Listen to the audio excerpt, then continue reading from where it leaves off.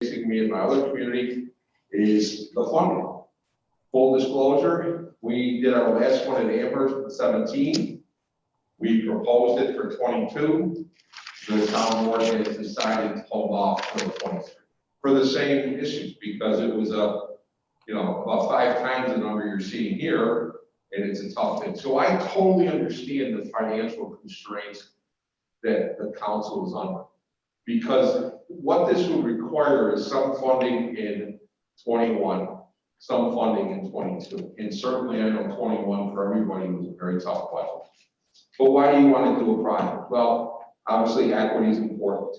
We are seeing most of our properties sell 10 to 15, 20% higher than our current value. The market is growing. Now, doesn't mean we're going to be raising taxes, and we've gone through all that, but there's some parts of the city that are selling very well, some parts that are not.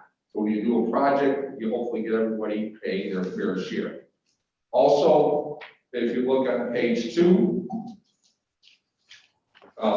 we talk about why do we do it? Because we want to keep it fair, okay?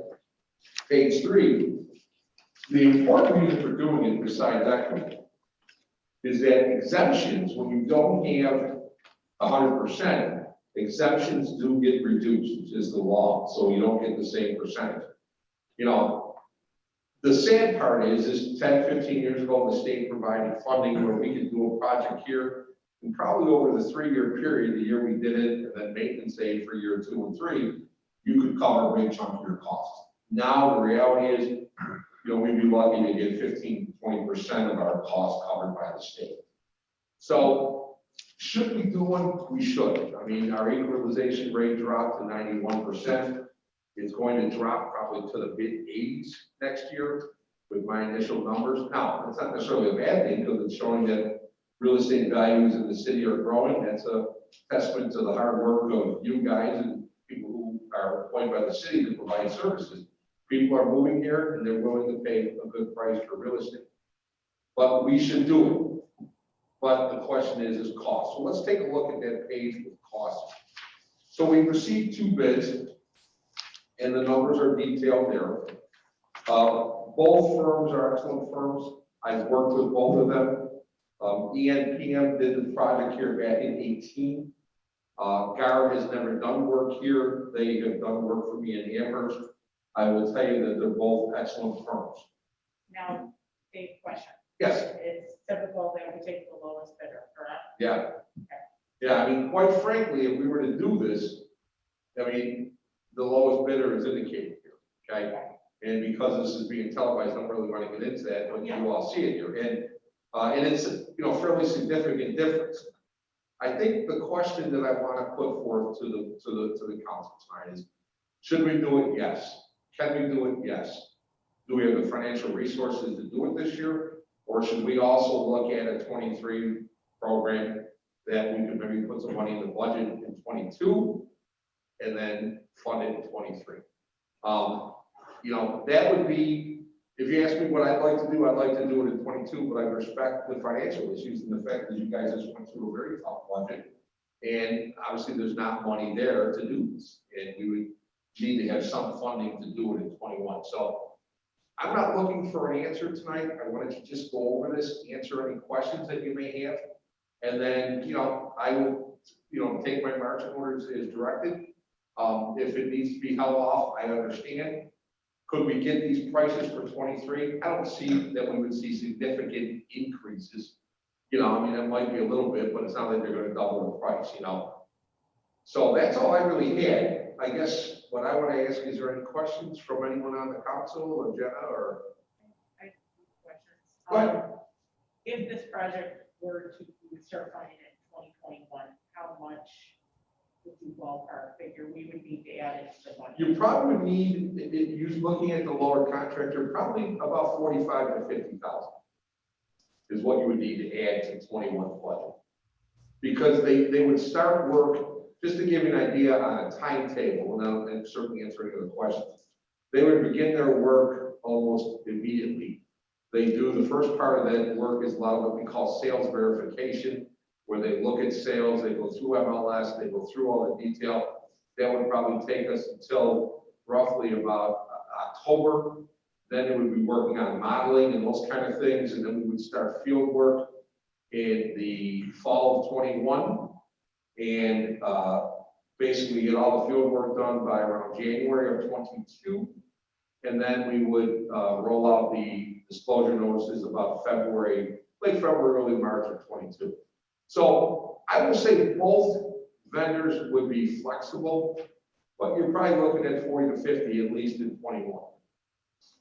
You know, and then the difference would be into 22. So the $7,000 under professional services plan budget was covered. No, and the good news is we're probably only gonna need, we basically got all the Article 7s closed.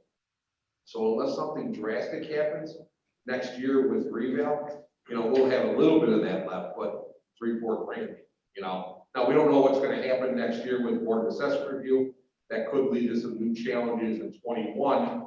So, you know, that we don't know, but now there would be a small, I mean, realistically, in a perfect world where we didn't have a lot of new challenges, maybe we spend only 3 to 4 of the 7. It's not like it's a lot of money. Oh, so in theory, we can reduce that. Well, I Saying if mean, there's not- well, here's what I'm saying, here's what I'm saying. I would ask you to not do that now, but when we get through Board of Assessment Review, if we come through with no major challenges, if we can resolve them all or get them done, then there will be some, again, it's not huge numbers, but it could be 3-4 grand, it could be left that you could, you know, roll into something else, you know. So that's a good question to ask me probably about mid-July. I had an opportunity to take a look at the proposals that we received back, and with the little bidder, they did mention web videos that they would post to the city website. Yes. Can you share more or elaborate Yeah, more what- what that would entail? They did that for us in the town of Amherst. What they did was they put a series of three videos. And each video targeted kind of where we were on the project. The first one was more of a informal of what the project was, what we're gonna do, what the steps are. The second one then went about when we were sending out the disclosure notices as far as, hey, this is what's going out. This is your process for setting up an informal and challenging them. And then the third video was done right around late April after we sent out the results of our informal and kind of covered, hey, what can we do with Board of Assessment Review? The company, the bidder actually did those videos. They've got a good template already in place. So they were quite helpful, you know, and we had them on our website in Amherst, and we also used, we also could use social media. I mean, any things that we have here, they were really helpful, you know, because it's one thing to read, but if it's explained to you, and it's stuff that we would promote, we would put on in our press releases and stuff like that to, you know, get the biggest thing in these projects is education is so important. Now, we've done some here in the city, so I think the residents here understand a little bit better, but certainly you want to continue to educate as good as you can. Is that an additional cost? Yeah, if you, on their bid, if you look, they had one price, and then the extra PR package was an additional cost. So their total there, if you look at line number 1 in the email there that I gave you, it shows the total. Still significantly less than the other bidder, but now it's not that you wouldn't get PR for the initial cost, but I would suggest that it'd be, we would consider that second level because I think it's important. Any other questions? This includes residential and commercial. Yeah, this would be the whole city, Jenny, and we'd be looking at the entire city, residential, commercial, vacant land, and the like. Yes, Sean? A couple questions on it. One, from a standpoint of financial consequences or benefits to the city or to the homeowner, anything as far as any kind of funding, this isn't going to affect it one way or the other, whether or not we do this. No, you know, one of the downsides of it, it's not that, you know, there is a comment that communities that do frequent updates get a better bond rate. Now, I can't give you good quantitative facts about that, but that is one option. But unfortunately, when you don't do updates, what happens is you've got an equity in the role, because you got people who should be assessed higher, people should be assessed lower, and it's not fair, and that's really the thing. Now, the guy who pays 200 for a house that I got at 150, I'm still waiting for that phone call, But the person who pays 120 for the house I have 150, they come in. So what you're doing a lot of times is lowering, which lowers the assessed value. I'm not talking billions, but it lowers the assessed value. And then that creates a higher tax rate. The tax rate is the, assessed value into the levy, and that hits your rate. So what it does is it allows us to spread it. Generally, when you do a project, the tax rate goes down. The last project, I can't speak to this one, we did our project in Amherst, 18% was kind of the break even. Anybody who's assessment, when 18% or lower, their tax liability really didn't change. And if you went over 18, not much, but so the guy who went from 200 to 220, price all over taxes.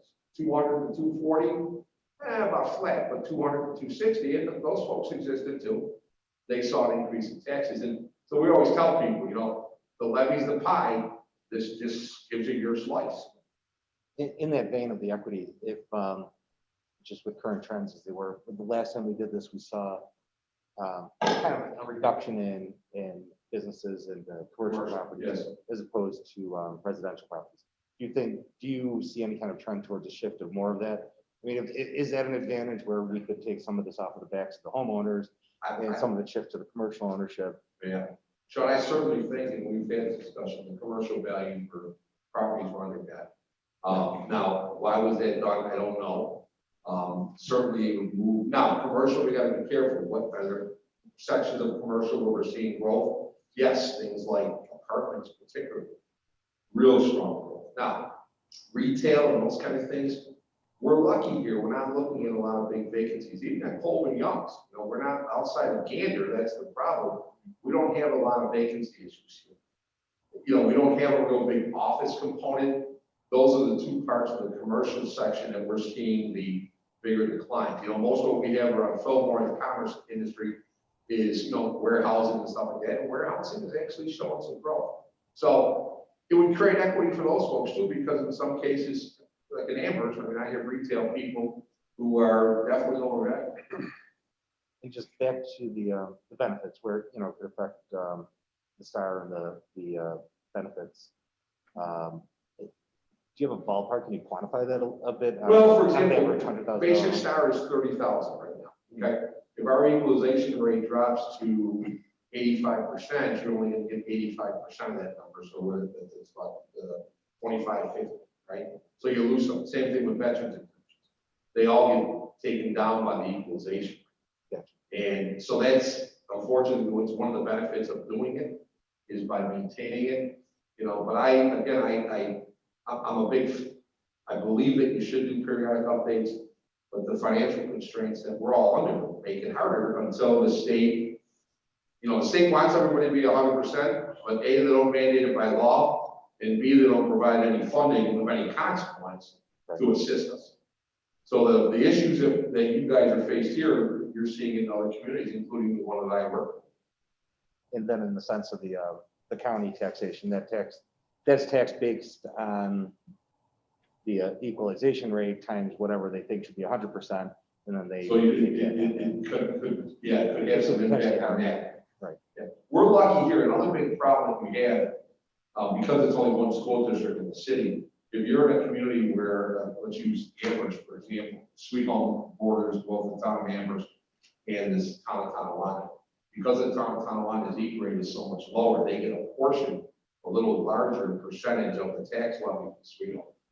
So, one of the benefits, I was a victim of that in Tonawanda when there was in Lancaster, when Cheektowaga didn't uptake a chunk of, like part of Lancaster School District's in Cheektowaga, those folks saw some benefits, so, but we're not something we're going to see here because we just have the one school district within the city. But that's also the school district does that as well as the county. Yeah, well, yeah. Very much so. based on the Yeah. utilization. I mean, like, the last time we did a project, the school district rate went down, the county went down, the city went down a little bit, not quite as large, but, because again, you're raising the assessed value, the levy may only go up 2%, but if the assessed value goes up 10%, that $20 tax rate might become 18 or 19. I always tell, doesn't mean your taxes are gonna go up or down, depending on where you're at,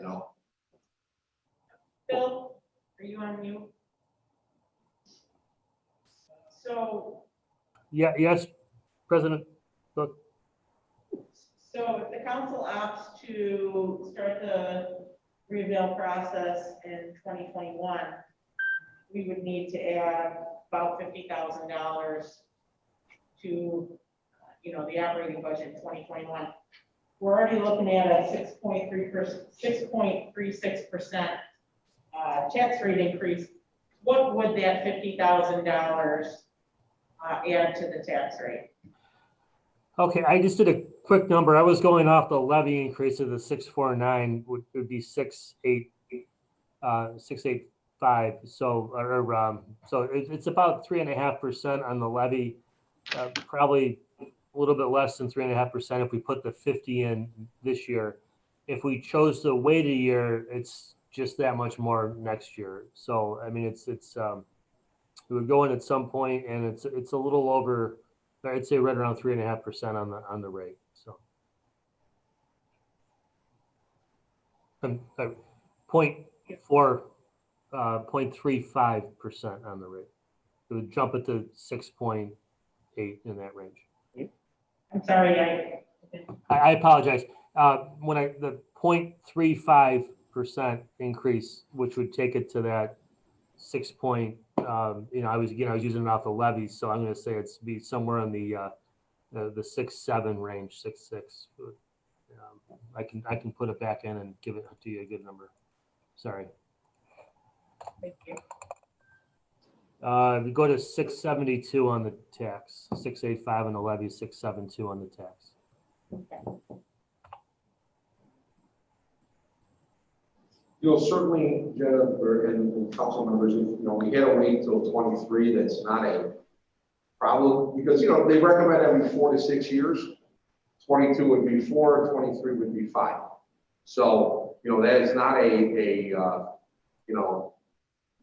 certainly it's not going to affect it that dramatically, and certainly it hopefully will allow the city to be in, a little better budget situation. Hopefully, knock on wood. COVID and face masks and no Bills games. Very painful for no Bills game. Oh my God. Season ticket holder since 1973. Well, my dad was at least. Pretty good. Well, it affects the county too. The county. Oh, time you think about even the supermarkets and the restaurants, the people who work there. I got buddies that are friends that put a side hustle for them. I mean, this is just my opinion, really, but I don't know where we can find the 50 grand. Yeah, I totally understand. I really do. And I think I wanted to at least put it forth to you. We now have, I think, a better idea if we do it in 23, what the cost would be, because we've got some things here. And I think what I do is maybe come around March, April of this year, we'll reissue an RFP for the following year. The heavy lifting is done. It's just a matter of updating a few things, and we go from there. See what we can do. And then we at least have an idea on cost. You guys agree? I do agree. I do, when we're looking at things like the police department asking for another vehicle, Right. things like that. It's Absolutely. I understand. And these RFPs are only good for what, 90 days? They're good for about 90 days, but I think, Jim, I think, again, which is good for 90 days, so you got a little breathing room, but I think, it probably would be in our best interest, in my opinion, to hold it. All right, even though we should do it, but to see, reissue the RFP in March or April. By May or June, I'll have an idea, hey, that number is now X and that number is now Y. And then as we're getting into the budget time, say, okay, can we funnel some money in 22's budget and then 23? So, in a normal, like I said, in the normal world, this number wouldn't be astronomical, but you're not in this normal world. So we can anticipate for 2022's budget that you would have. Yeah. Okay. I think my plan, what I'll do now, Jenna, is until I hear different, I'm gonna assume we're on hold. And then I'll put my task list probably around April to reissue the RFP for 23. Okay.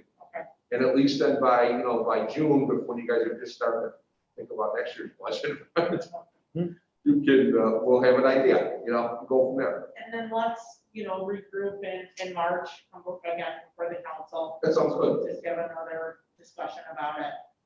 Yeah, by then we'll know what our rate grade has dropped to, we'll have another idea where the trends are, I can come in and do another trend presentation, and we'll talk about the project. Perfect. That sounds real good. But while we're here, Yes, I ma'am. learned something, and I want you to share this with the public, because you obviously will speak more intelligently about this than I do. Sure. Give me credit.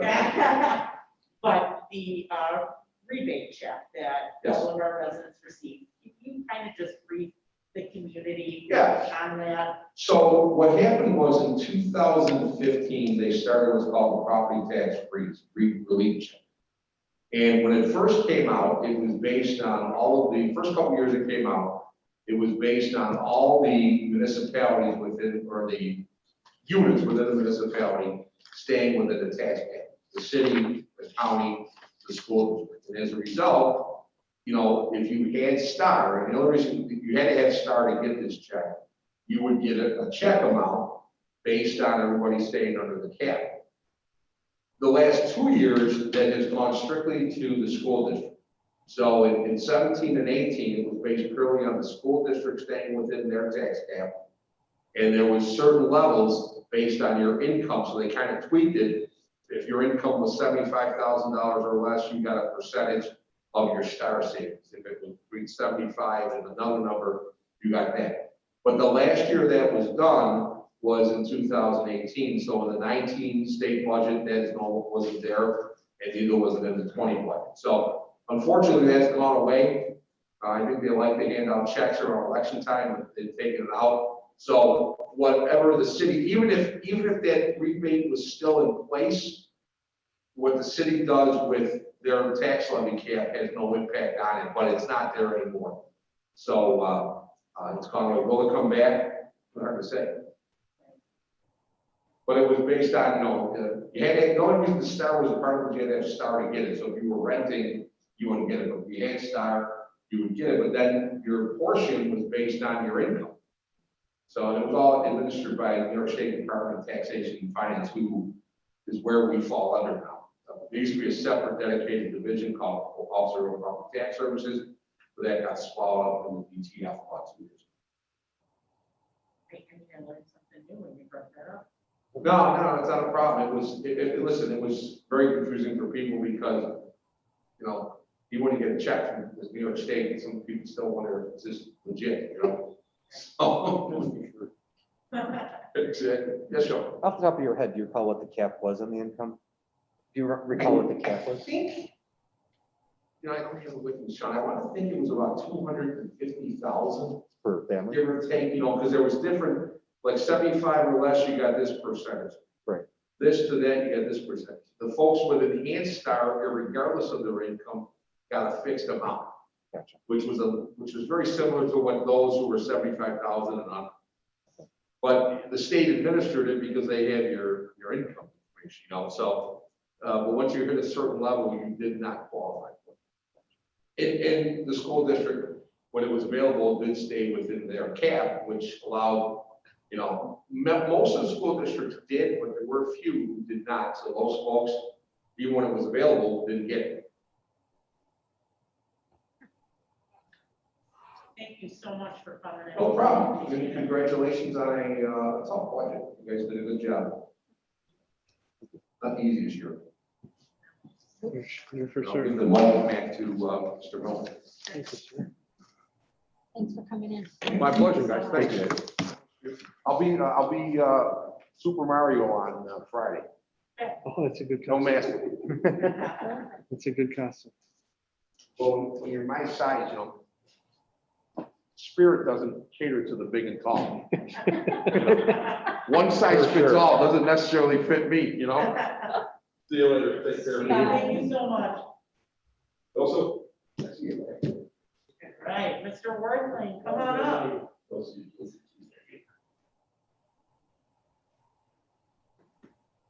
Thanks for coming in. No problem.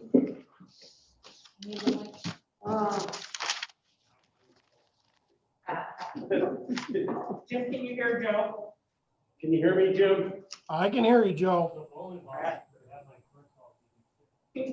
first start with your capital. Okay. I did not, Okay. I, just because I thought with the year coming, I have probably two needs. I need a small dump, which is, to replace a 2002 that I inherited from the parks. Okay. So, and the number on that is about 66,000. 55,000. 55, but that was last year. And I also want to put a 10-foot plow on it to help with the parking lots, Okay. especially around the hub now. The high lift is not, I mean, it's useful there, but with all the curbs and stuff going in and with the new projects going on downtown, I think a small dump would be beneficial for some of the parking. Did you say You said that was 67? 66,000. It's about 65, 66, yeah, with the plow. Yeah. Okay. Okay. Now, I am in need of a fantail. My two fantails, some are the ones we use for metal pickup. Yeah. And I also use it for the salt brine. Them are both, 72,000, yeah, that's the same. yeah, I got that price, 6 months ago, but they're right around. So that's still there, okay, and then, you wanted to replace truck, 710, Yeah, that's a pickup truck. 48,000, Yes, that's a four-wheel drive with a plow. And what that is, that belongs to the sewer department or the signal department. And what I do is I usually take a truck from the mechanics or a foreman's truck and pass it down to them, and then I give my foreman a new one. and then the big one, street paving and, construction with the chips money. Yes, it's street paving, it's almost reimbursed 100%. This year, New York State cut paving by 20%. So I'm gonna be around 420, probably about 420,000 for street paving. Okay, And I'm gonna come short of that. I didn't even use them. So I can carry that over till next year. I carried 12,000 over from last year to this year. What it is, it comes out of the capital because we have to pay all the bills and then we get reimbursed that money. So it's reimbursed 100%, basically. but you're not envisioning that we'll get the 700? No, I don't think we will do so. And we put it in there high, and I know what Joe and Bill now, we don't bond all that money, we just bond it. And the reimbursement now, engineering's working on the sidewalks. We're working on the sidewalks for Rogers. I don't get reimbursed the money until I have a handicap ramp at every corner. So we're gonna try to get the sidewalks in still this year. And sidewalks, the handicap ramps are reimbursed through CHIPS also.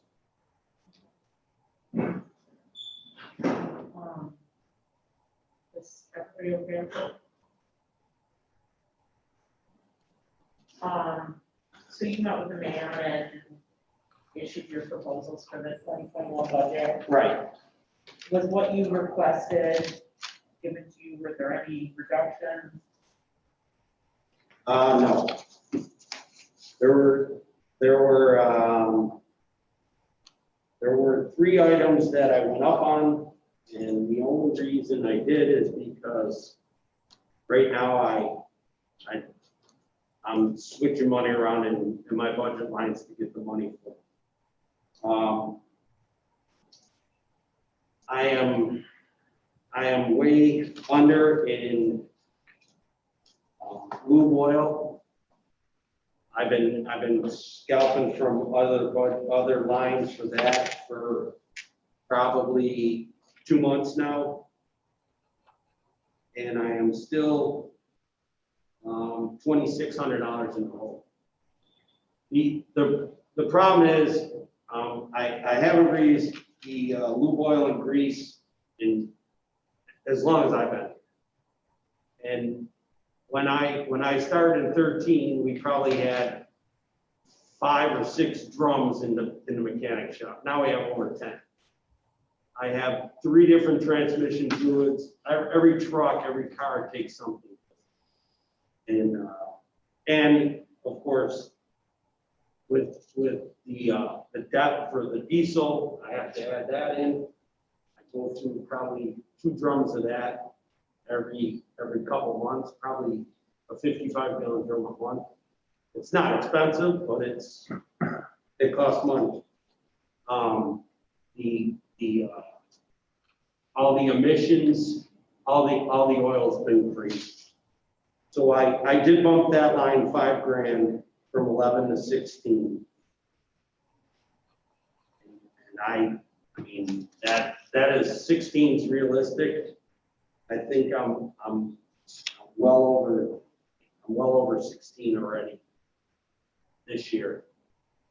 I did work something out with the police department that we're gonna kind of check the oil and not change the oil all the time. I okayed that with them. But it's just, we just gotta start looking out for stuff like that. We gotta start seeing. The other line I raised was the sweeper line.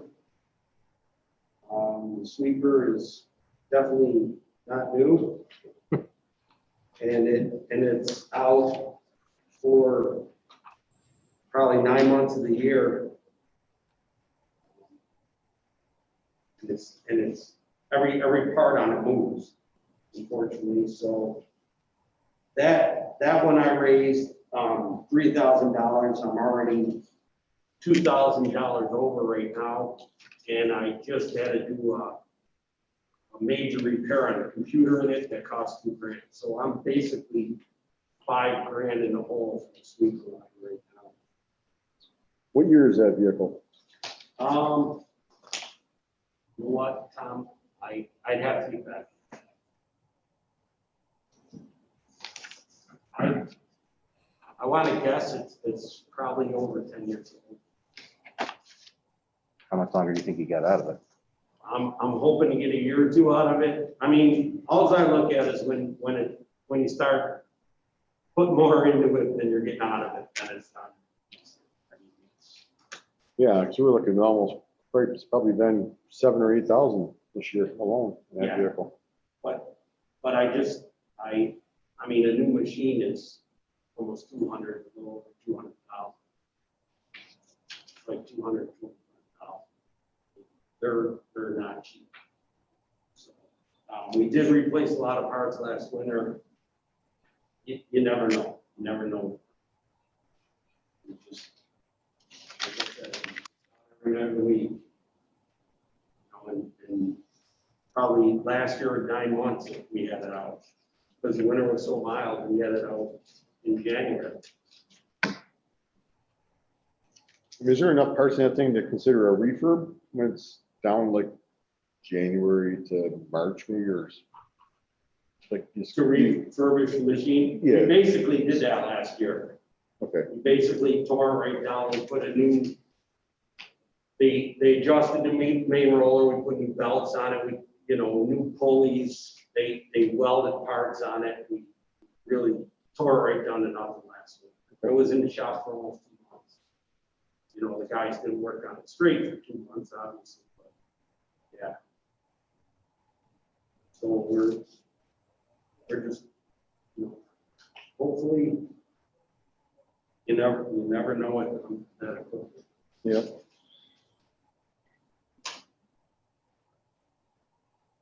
The other line is my,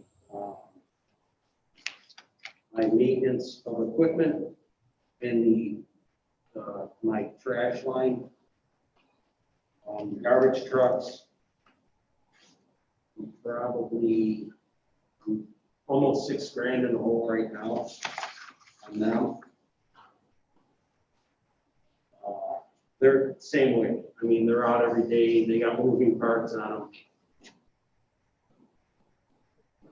It's just, I mean, the one was in an accident. We got 2 new tippers for it, so hopefully will last a couple of years. But the Packers are the same way. They're all moving parts. They're out every day.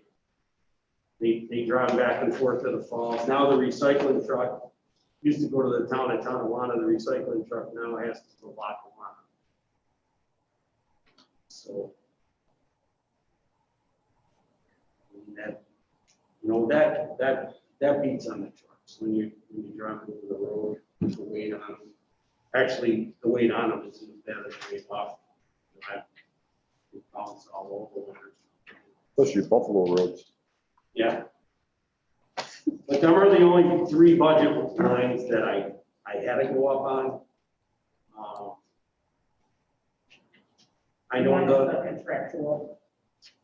yeah, the fuel lines, my gasoline and diesel fuel, I'll definitely have money left in them. I'm taking some of the money out of them now to jump into the other lines to take care of the equipment. I did make out real well on some fill-ups this year. I mean, in May, I paid 76 cents a gallon for unleaded, which was great. And I also, in June, I paid 99 cents for a gallon of diesel. That's good. Yeah, it was a great year for them. But there's some other lines too that, you know, I got some money left in, but you know, it was a crazy year. You really can go by this year. My tipping fees, I'm probably gonna have to borrow from probably a fuel line, probably $30,000 to $40,000. COVID killed me there. I mean, people were cleaning stuff out. It went crazy. And June, July, August were crazy months. Havana, my burnables went up and my landfill went crazy. You're tracking expenses for the cleaning supplies, right? Giving them to the city treasurer. For the what? For Excuse me? COVID and COVID related expenses, we're still tracking that, right? We are, but the trash, I mean, I have the numbers. Yeah. I don't know if we'll be able to get a return. Yeah, we haven't ever looked at it reimbursed yet, but as long as we maintain that tracking. Can we take a look at 5132, 454, which is your gas heating? So you have budgeted 15,000. 5142. 5132, sorry. 5132? Yes, and Yeah. heating? City garage? Yes, Yes, 454. yes. So we're budgeted 15,000. I'm looking at the revenue and expenditure report from this month. And we have a balance in that of $10,332. Correct. Is 15,000 a realistic? I mean, it's so tough. Last year was mild winter. I mean, I just put the new boiler in. It's gonna be a lot more efficient than my old boiler. I mean, you know, if the winter's all right, yes, we probably can knock some off that, you know. But with the new boiler system with that. It should be more efficient, yes, and we got the radiant heat in the garage. You know, we should be okay.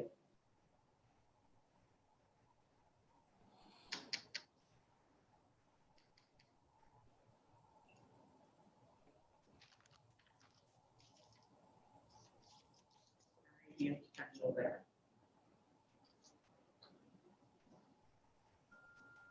Perhaps.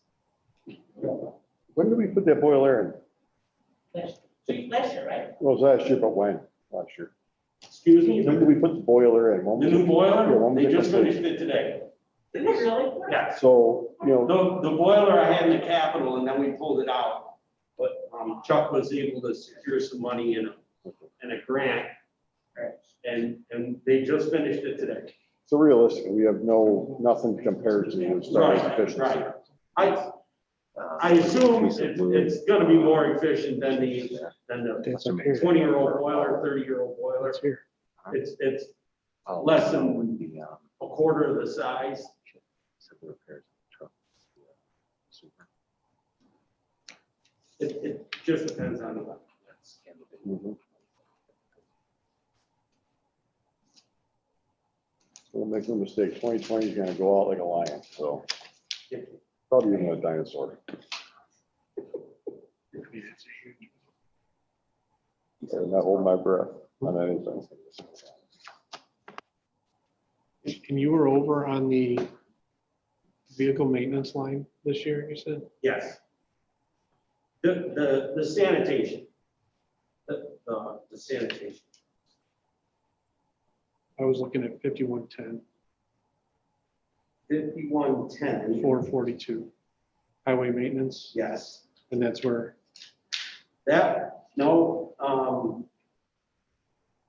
That one, the maintenance of vehicles, the 442 line, that one I still have money left. 12,500. And I probably took 15 to $20,000 out of that line and dumped it in other lines. The sweeper line, okay. some of the other lines. So is that carrying that same number over, is that realistic for next year? And Dave, I'd love to say, I know, I'd love I to know. say yes, I could save money, but We're asking you to look into a crystal ball. but- right. I mean, I have, I have a 10-wheeler in the shop right now. And basically what I do is like that. If I have money left in that line, I look at this You're gonna take every it- other day. I Yeah. just switch it to another line, to cover up that line. And then the new, the transfers, I give them, Bill and I, weekly, we're transferring money.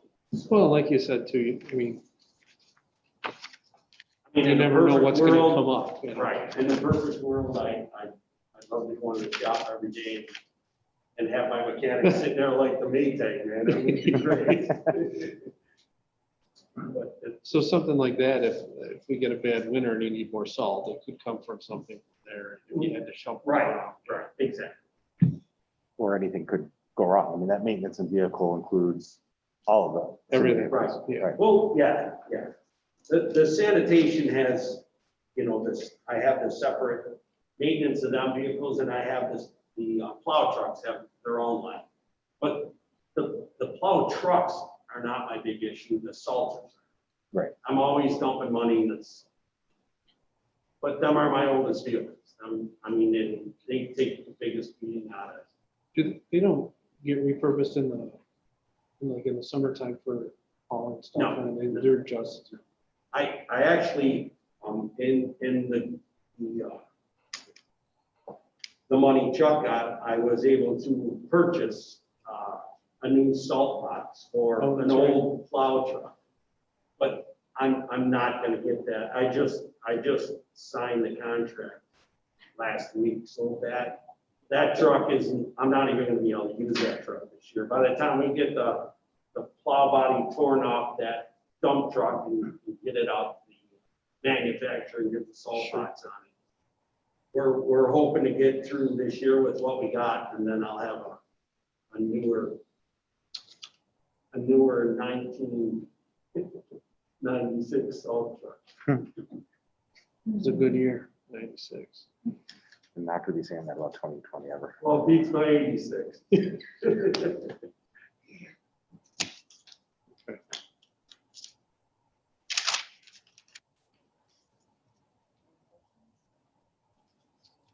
If an answer. Not really. Well, I mean, I do have a couple questions. I mean, we're still gonna present obviously the worst case and then best case, and then down the worst case scenario. So we probably will present you with some things that may have to happen if things go south on us, you know, Okay. next year. So, The council discussed adopting one budget obviously, and then having a or secondary budget in the event that we're notified by city treasurer that all of a sudden, sales tax is down. So we're working through that, collectively as well. To that extent, you've kind of already got some practice with that this year. Yes, yeah. You were able to reduce quite a bit of it and kind of get by with only being over on a few different lines. Right, Shift some right. things around. And basically, I mean, for myself, I mean, it would probably have to come through manpower, whether it's, seasonal help or full-time help. I mean, I still have to do the work, my vehicles still have to move. We still have to do everything we do, so, I mean, I could make cuts, but I don't know where. I mean, I can't cut a garbage truck. I can't cut a plow truck. It just doesn't work.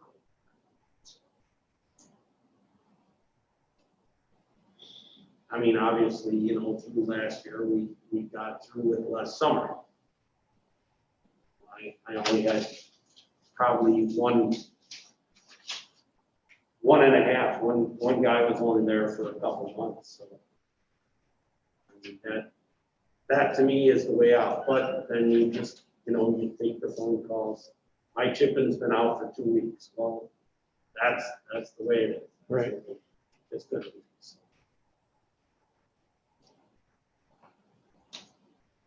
Anything else? Any questions?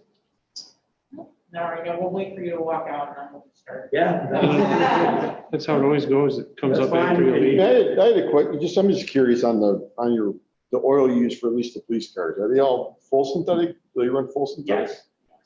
So how often do you actually change that oil? Well, to be honest with you, Tom, they had issues with one, I don't know, probably 5 or 6 years back, they had an engine go. And with police cars, it's not miles, it's time. They're running constantly. So they decided through the manufacturer and Fred, who kind of has the control of the police car, that we were changing the oil weekly, just doing it every week. A lot of times we didn't change the filter, we just changed the oil. And probably in June of this year, we stopped. I had the mechanics check it out. We'll see what the oil looks like. And I trust them, and Fred said that was fine, I trust their opinions. And they looked at the mileage, and they looked at the oil, and we've been probably every other week for sure. But some of them, they're changing every week. If the car's on the road all the time.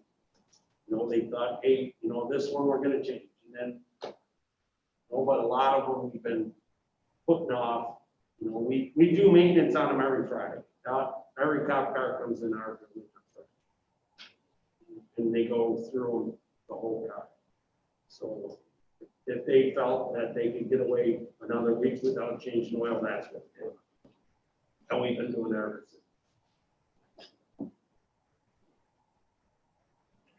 Thank you. All right, if you have any questions, just give me a call, send me an email, and text, everything. All right, Thank you so much. Thank you. thank you. Have a good night.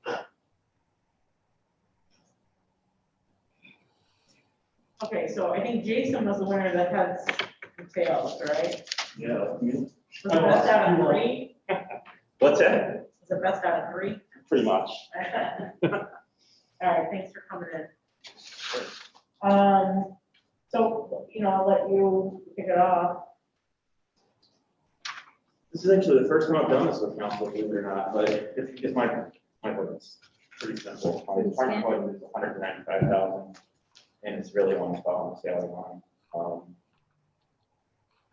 The items that we have, our office line is 450. Between Eric and I, we always end up kind of combining our office budget line. Last year, we had about $80 extra. Year before that, we ran out, so that's tight.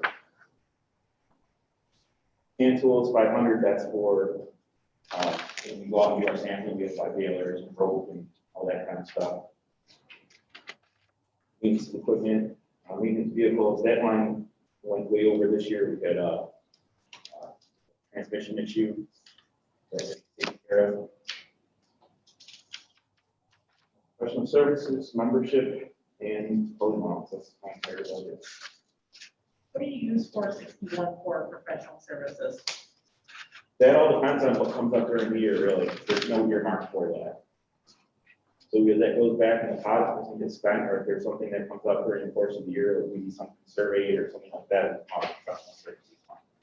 So surveys, basically, for the most part. Surveys, or yeah, anything that comes up that we need to get.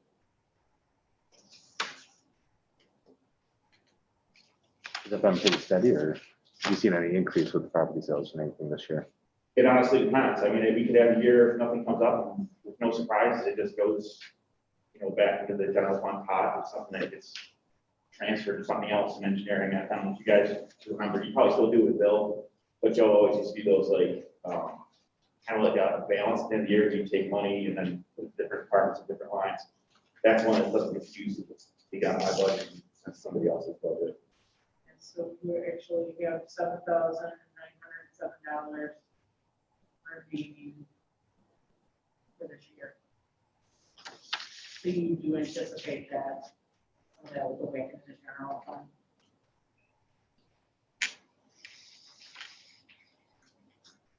I am surprised at that number, actually. It's that high. I thought we were lower than that. I That's can't as of remember you being- October 6th. Okay. There is one other item that's coming out of that would be, we tried to get ahead and do some survey work at the erosion spot along the creek that we authorized, so that bill's not included in there. Okay, It's the, well, we can't use it as a boat launch, but that's getting real close to the road, so it's like that. I didn't hear it.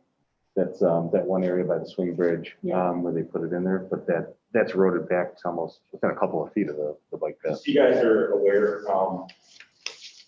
the Canal Corporation, they're in charge of the entire canalway. They've got a project where they're actually taking care of the banks of the canal.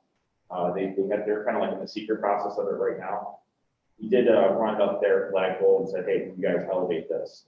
They haven't responded to us, other than initially they said, no, it's your responsibility. And then we kind of went back and said, no, it's included right in your own study here, see it's your area. And they agreed to at least take a look at it, but we're going to actually look into it.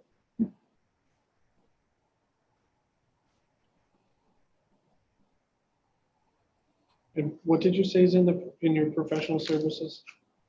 What does that cover?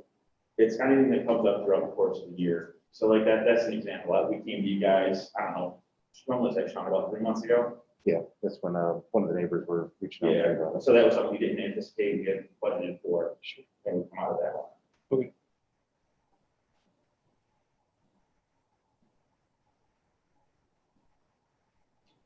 Now, Pretty you straightforward. gave your proposal to the mayor, is everything that you asked for in the 2021 budget, or, I mean, this is where we ended up. okay, but was there something that you had asked for that was maybe reduced, or anything that the council should do a deeper dive into?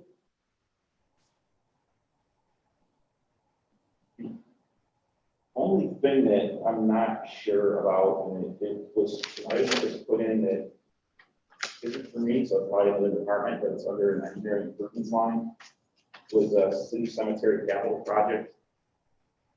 I don't know what that project is, it was put in last year.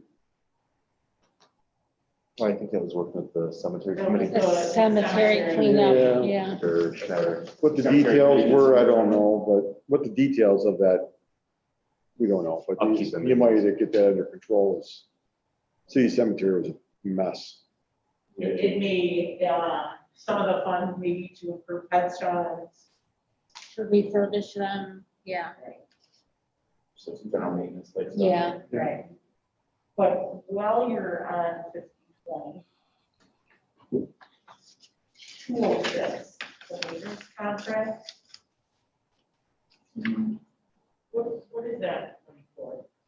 That's, we have an agreement that they do regular maintenance for all of our HVAC systems, HVAC systems, in all the city-owned buildings, including like the library, the senior center, DPW building, city hall, police, the fire halls, the volunteer fireman's hall, for the pool.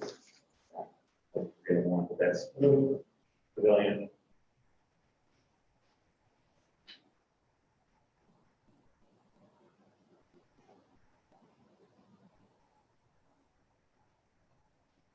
In your opinion, is that a realistic figure there? Because you still have close to 19,000 left for this year. Part of that is because they just haven't filled out the rest of the contract. So they do routine maintenance, but they also have like their big routine maintenance where twice a year they come through like, so we're getting into the heating season now. So I'm starting to see like a bunch of their service tickets come through. So they're going through with all the buildings now, and they're checking everything and replacing belts and filters and all that kind of stuff, and whatever else they're, getting the buildings ready for winter basically. So there will be another bill coming.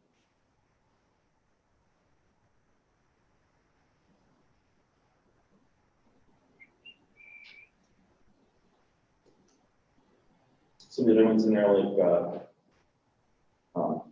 the other one, I know what it's for. I don't know the dollar amount. It's just something that Joe had always taken care of, and now I'm sure Bill is that ECW hydrant charge. I was gonna ask about that. Yeah, there's an amount that the water authority charges us per hydrant. It's for basically maintaining and painting hydrants.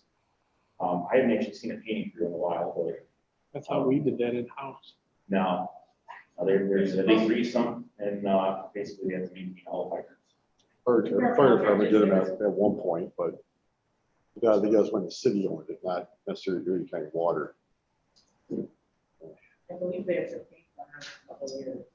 Yeah, well, But I don't know what that number is. Now, if it's, Were we ever reimbursed for Phoenix Valley?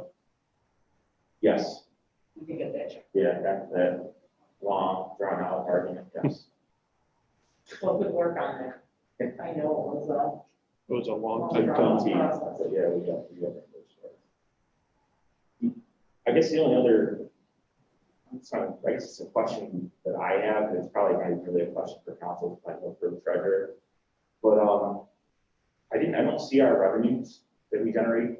We bring in like 48,000 a year from Niagara County because we render consulting services to them. Yes, your revenue is beginning on page 1, so you didn't see that? I don't understand. So line 1440, but I mean, that's just department income. Yeah, engineers fees, that's not the 48 grand. So you're looking, Jason, is that the Niagara County? He's asking if that's the Niagara County.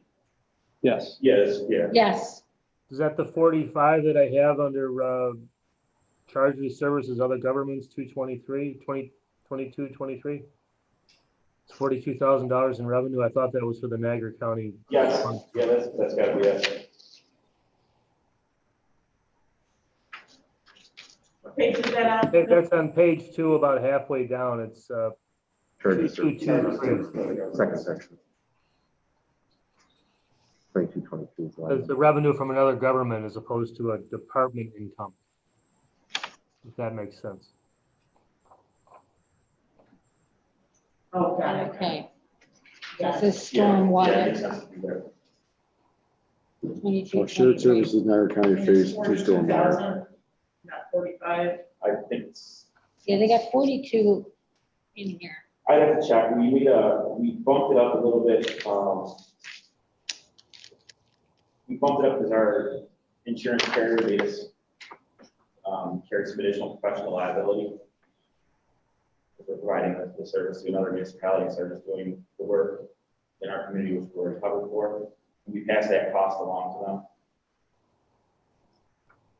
But I can check on that for that contract.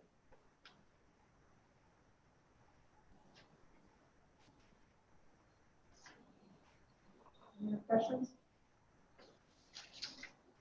I think it was 2022, maybe a capital line for, I think it was some storm work between the pond, I think it said the pond and the creek. Oh, and the capital budget? Yeah, Yeah. I'm curious what that actually was. So this is actually something I'd rather have done sooner than later, but there's a history behind it that makes this difficult to accomplish. So when that neighborhood was built, it was basically a swamp and very flat. They drained everything to that retention pond, and then there was a ditch that went from that retention pond to that creek that's behind Luxon Drive. Well, my understanding is that the neighbors complained years ago, whether it was odor, danger, whatever the reason was, they didn't like having an open ditch back there.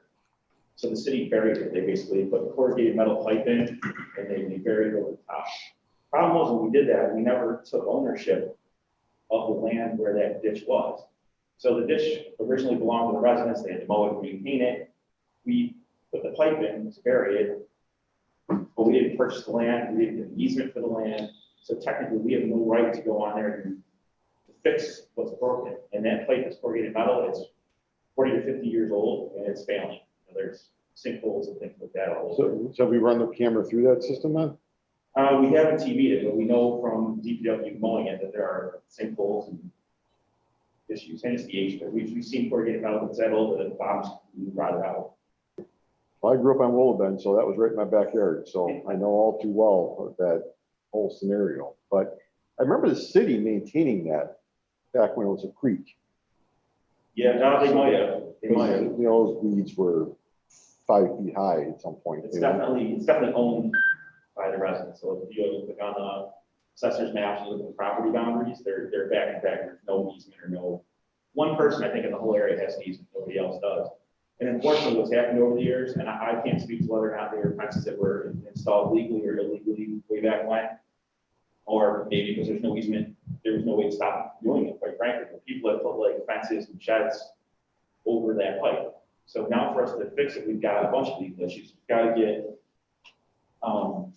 probably some sort of liability waiver to be able to do work on private property, permission to do the work, and then you have to remove fences and things that are in the way to get equipment in and then replace them as well.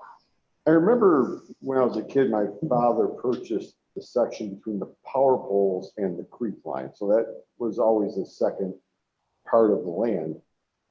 There should be some sort of an easement because of the power lines to begin with, which is, you know, they're midway on both sides, but it's, yeah, it's something strange going on. Definitely. Back there. Because this goes back to, I think it's Steve Grua, I think Tribuco, we started talking about this issue and had them look at like all the properties and see if there was an easement or something. There's nothing that allows us to go there and legally fix it. I'm sure there might be some sort of municipal law that at some point you can't not drain those streams, the whole neighborhood, because it's protected those private property. That's an important section. I think it has part of the problem with the pond issues as well that we've got going on there. The whole thing, honestly, was never, it's not designed properly. So when we have, depending on the size of the pipe, you're supposed to have a corresponding slope with that pipe. And the point of that is that the water flows through it fast enough. You get what they call scour velocity. So the mud and the muck doesn't just sit at the bottom of the pipe, it moves through. Well, whoever designed or didn't design, whoever installed the sewer basically just kept it with the same way the creek was, and it's really, really flat. So there's very low velocity through there. So yeah, there's issues there. I mean, we are going to dredge the pond that's in a few years down past that. You need to replace this. You can't at this point, there's not really much we're going to do to fix slopes. Because you're stuck at point A where the pond is, and you're stuck at point B where the creek is. You can't go like this with it. You can't raise the pond or drop the creek. Yep. But yeah, man, we've also got like that last section. Do you guys know where we're talking? There's like, you can almost see the alleyway where it goes. There's a gap between the house on flat and all the way down to Luxon. It goes through that church parking lot also. So we have to rip up their entire parking lot and go all the way back. Place it right to the creek. So I'd like to do that sooner than later, but there are legal issues that have to get worked out before we can hire a contractor to get out there and get work done. I would be happy to work with that, with you on any of that stuff as far as the residents says no word, so painfully so. Yep. 50% of my calls is about water and the pond, and it's unbelievable. That whole area is it's just a mess when it comes to storm sewer, storm drainage. Our sump pump literally would run nonstop year round. There's like a couple weeks in August and July where maybe it would like shut off briefly. But other than that, it was not a lot. Yeah. And there's one storm sewer grate that's in the 88 approach. What's it doing up there? It's almost worthless. So there's a lot of issues for sure. That's all I really had. I was just curious on that. I saw it. Thank you. Any other questions? Just one other clarification, just so you guys, and I haven't even talked to Bill about this yet. I'm sure he told you guys about the changes that we made to the CDBG amounts, because the grant amount are there increased this year, so increased project amounts. Yes. We also asked Bill to add in that CDBG Parks and Recreation. It's the 215. We told him to put it in the wrong place. That should not be under sewer fund projects. That should be moved up under general fund. Just an accounting thing, but Okay. not sewer related. CDBG 1 and 2 are sewer related, the other one's not. And you did update the capital email that to us. I know Parks worked with Nathan on that one. We did the other 2 grants, so I'm not sure. I don't know what the scope is on that. I know it's going to be improvements at Eastern Park, but I can tell you what it entails.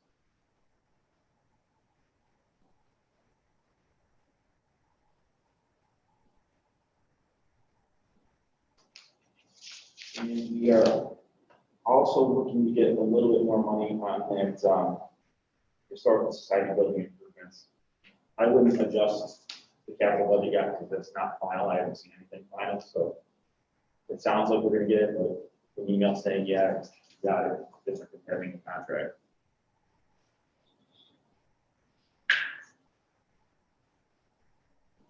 Awesome, thank you so much. All right, thank you. Thank you. Thank you. Thanks.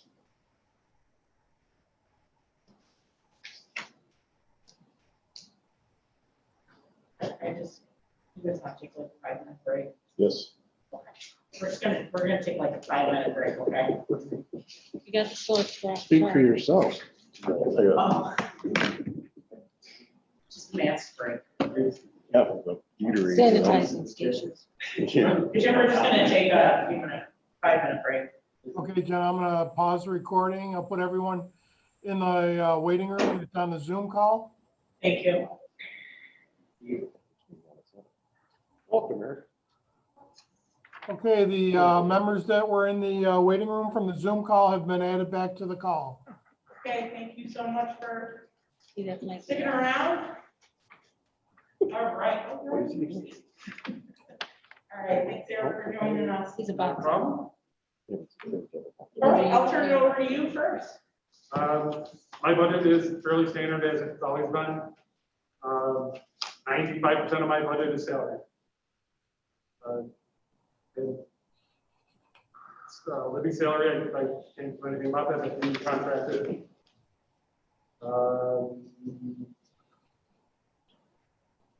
Equipment's $3,200. I don't end up using all of that. The office line is $100, like Jason said, it's either really close to being all used, or we're $100 here or there, plus or minus on it. Car repairs, basic oil changes, brakes, nothing crazy like that. Now, 620, here, page 10. under your salary line, yeah, we're on page 10 there. A portion of that salary line is covered under the zombie surgery, right? Portion of the announcement staff, well, theoretically speaking, it should be a individual, but due to the time freeze, I couldn't hire that, so I had to split those hours between just Ronowski and my line. And what percentage? It's an additional. It's additional on top of it. It's, I believe it's actually covered under the 461. Oh, okay, okay. Okay.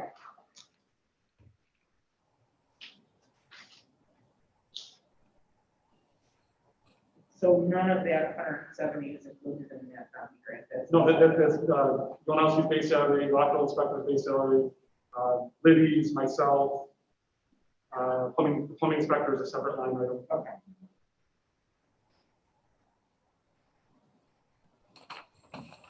That grant that's guaranteed through all of 2021, right?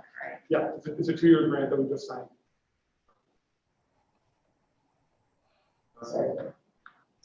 The subscriptions, that's my Niagara Frontier Building Officials Association, that's my yearly training, my yearly dues for myself, Joseph Ronowski, and going forward is going to be Jeff Leadoff, the electrical inspector, because he just finished his certifications, so we'll now need the 24 hours of continuing that. So the actual grand number, the 900, we're still going to be under that because that's originally set up when Sandy Belsky, plumbing inspector, was also certified. John Garvin, myself, and Joseph Yolowski were all there. So the 4 of us, we're still, it's a couple $100. It's going to be different. Really training is 375. And the voting allowance is a voting allowance.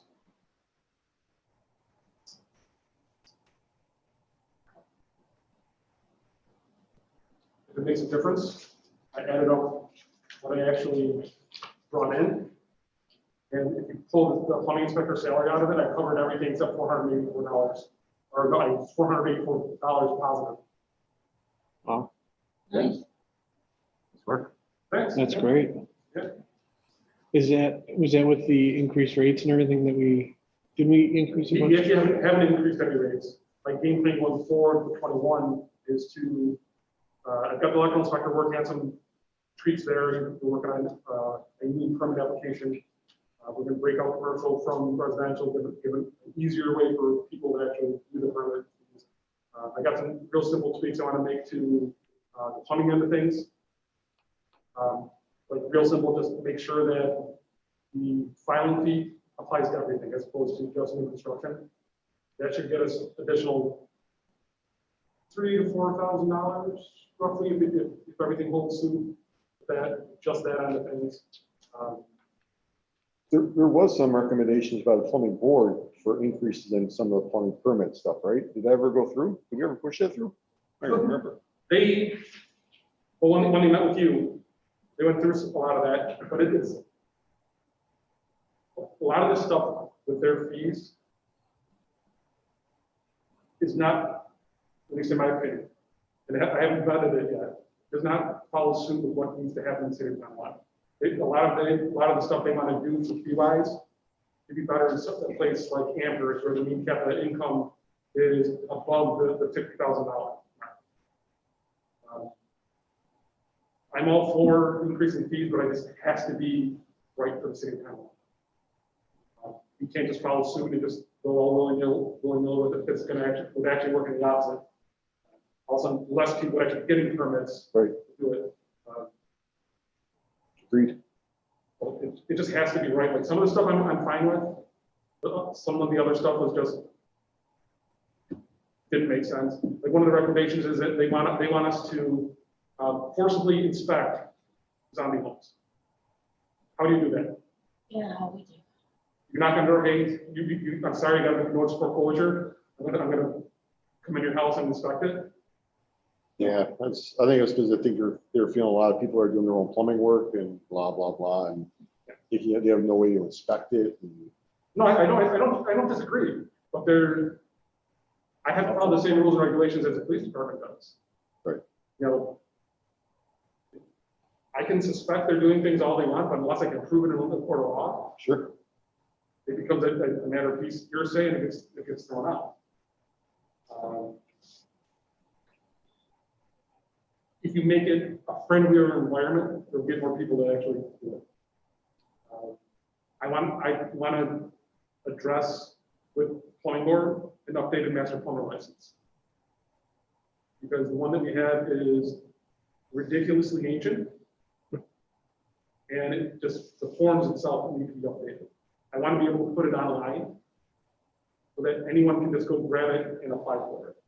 Eventually, I would like to seek their opinion on upgrading to like a standard exam, like how the electrical is an ICC, Prometric. They have those for master plumbing. We can handle it the same way we do our electrical, so it's not a matter of increasing fees.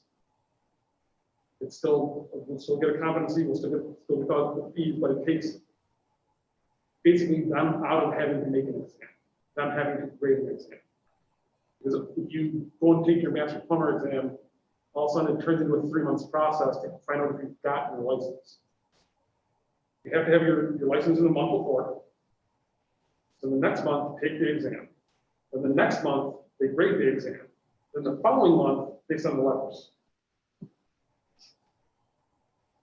So it's, A 4 month process. yeah. In my personal opinion, again, it's almost comical, the fact that we have 2 pages, I think, of plumbers, 24 pages of contractors, 18 pages of electricians. You know, I want to open the market. Competition is good for everybody. It shouldn't be this number of people that you have to pick from. Yes, we're a little under 4 square miles, but we have more than enough work for everybody. Yeah. But I think with a little, in backing up, I think with tweaking some fees, I can actually close that gap to almost nothing. But still, an end all be all fee of 23, I think is the line on it. Yeah, 23 flat. Is what they budget for it, which doesn't, 20 gets used, like time you factor in vacation days, days off, and stuff like that, because they don't get paid for any of those. So it ends up being about 20 grand at the end of it.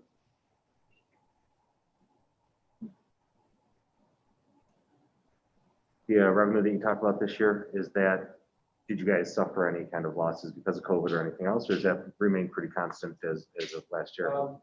I haven't really looked to see where we're at in the grand scheme of things. Mm-hmm. There was a huge slowdown during March, Sure. basically. March and June it was really slow, but it's picked up, and it picked up with a vengeance because more people are home, more people have, with the extra $600, they have more disposable income, so they've been doing more stuff. So I think we're okay. I know in the grand scheme of things, our violations are down. Our grass cutting is nowhere near it, or anywhere at the time, which is a good thing in one sense. Sure. We're gonna grow. Some of my grass didn't grow. Till now. Well, I did. It's like they've been cutting their own lawns, which is weird. Probably the neighbors too. Bummers. So that's gonna affect some fee on the things. But numbers wise, I haven't ran the numbers for 2020 yet. Gotcha. But there's also Milton Cat. There's a huge fee. You've got a couple big projects going on that generated larger fees. So I think we're going to be okay. I think we're going to hold suit with for 20 what we've been doing in 19. And historically speaking, it's been that 20 to 30 is basically all that comes out of the general fund in the grand scheme of things and as a wash. Gotcha. Well, I've run through a pandemic before, so we'll see. You for everyone. What else? Question? I don't have it. I think, great job. Great job. There might be questions about the. Okay. Yeah, shoot me, you guys know how to get a hold of me. I'll do it again. The mayor, the salary lines only include the, base increases for the secretary. I believe the mayor told the department heads out of it already. Bill can confirm. But I want to say the 1.5 that was given, sorry, a lot. All right. Thank you very much. You're welcome. Take care. Thanks, Eric. All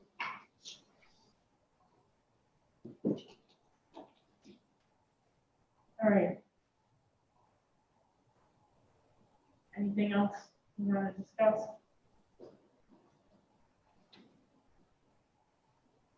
With these fine gentlemen or with the Just budget? us. I'd kind of like to go over this contingency budget. Okay, Julia. I'm digital, so I don't Oh, know. okay. It is- Analog here. The contingency, but. And I'm trying to find it now, even though that I'm digital. I have it. What are you trying to find? Page 7, What number? 1989. It was a very good year. What's that? It was a very good year. All right. 1989, okay. So this has, line number 461 has $90,000 in it. And I'd like, does anybody have any insight as to what that is from, for? So, line.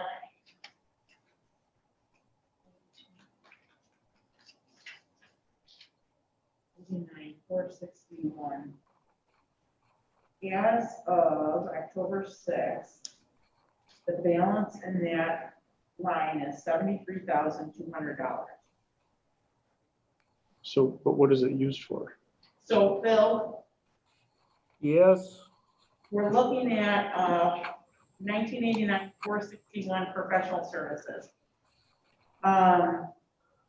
That legal fee, what is that line delegated for? yeah, but that's actually what we set aside for the what ifs, right? So if we find ourselves moving forward with any legal cases we may or may not know of at the moment, that's the area where we set that aside, and that would come out of the contingency. So that's kind of our area we can move from contingency to other things, and it's the unforeseen. So we've never really spent that much just on professional services. We can move that to other areas of the budget with the council's permission.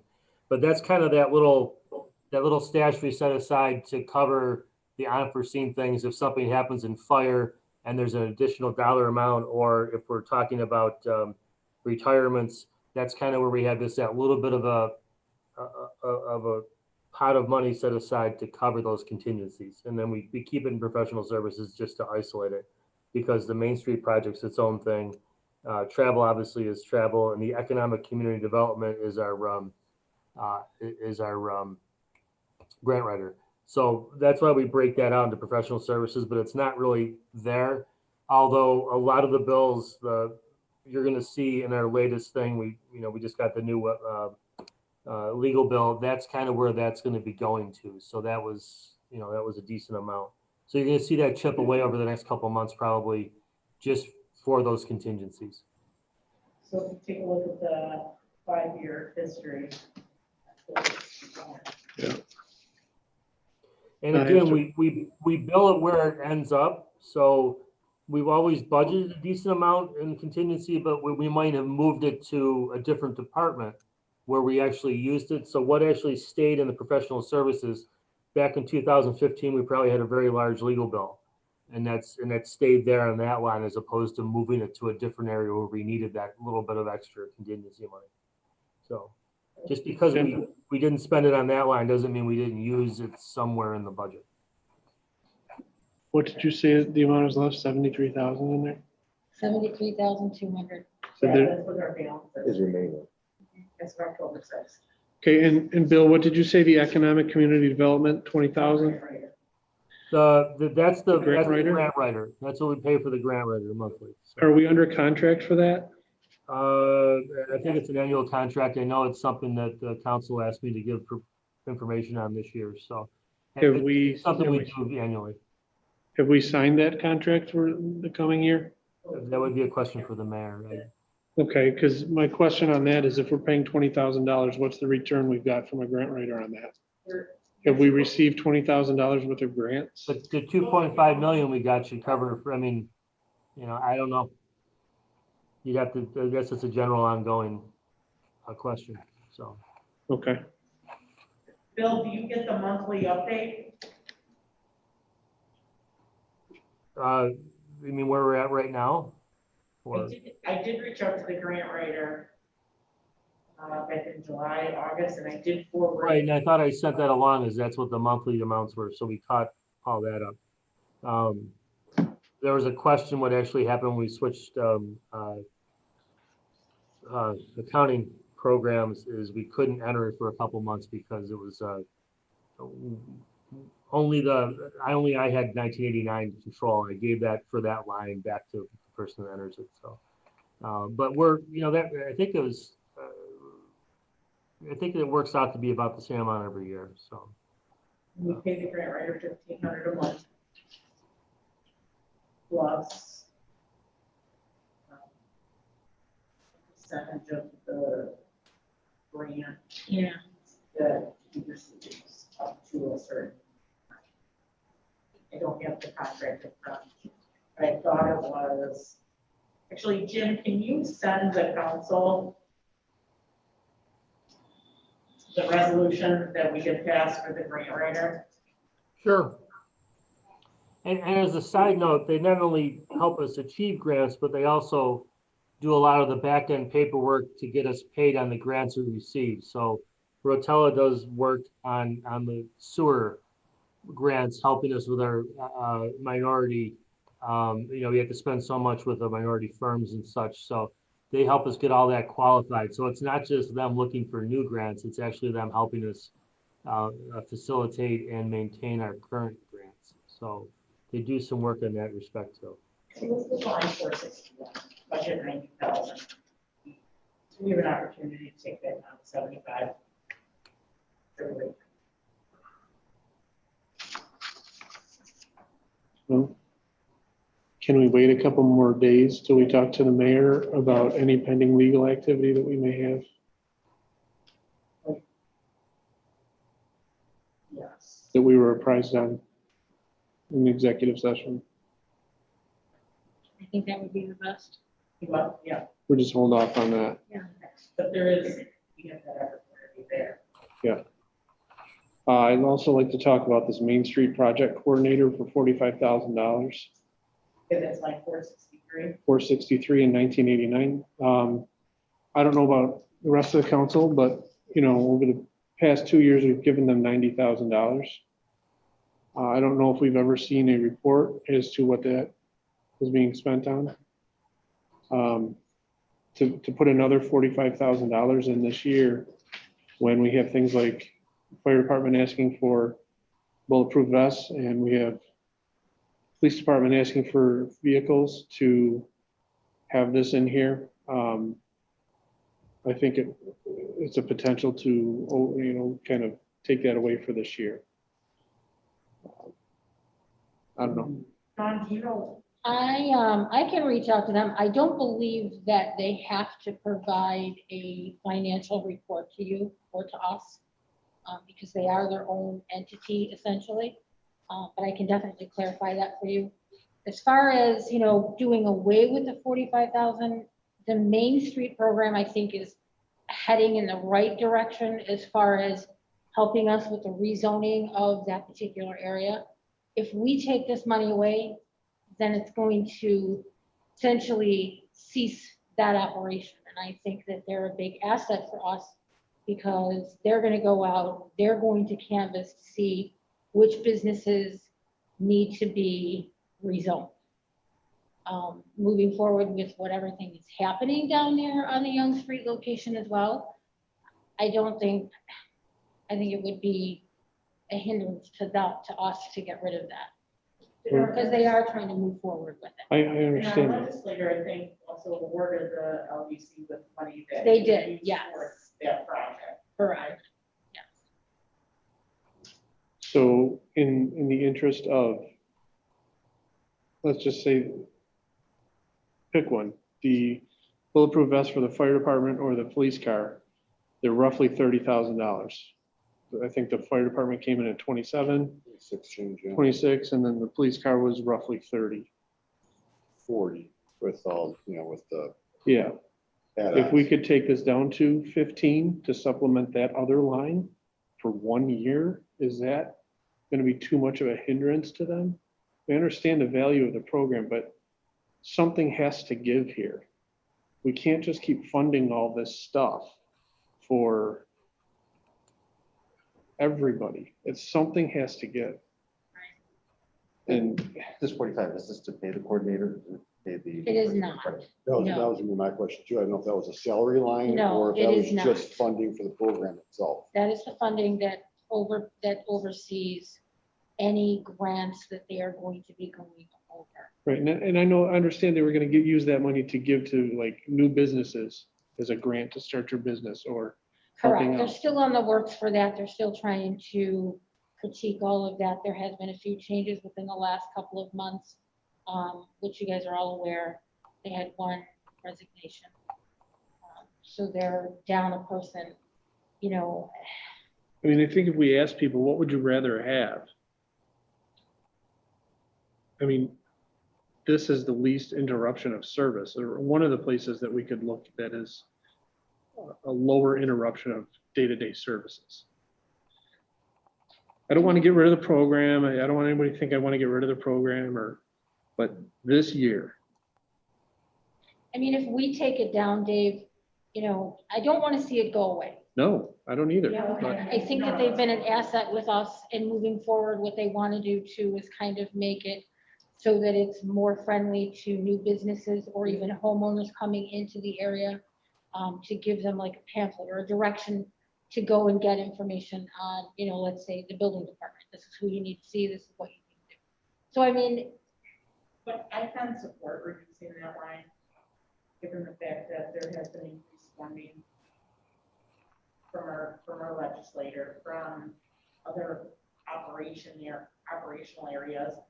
And, to Dave's point, I mean, if we're talking about bonding, body armor, I'd rather put that money in that line where we don't have to bond that, pay it out over the next 5 years.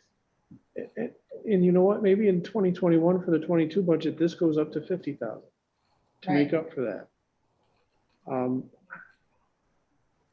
I just think we've got to start looking at really making some cuts here. I don't know how many phone calls you guys have gotten about, the 6.5%. But, I mean, I don't think it's right to put it on the residents. And looking at some of these office lines for $15,000, and I mean, even if we go up to the mayor's section and look at his, I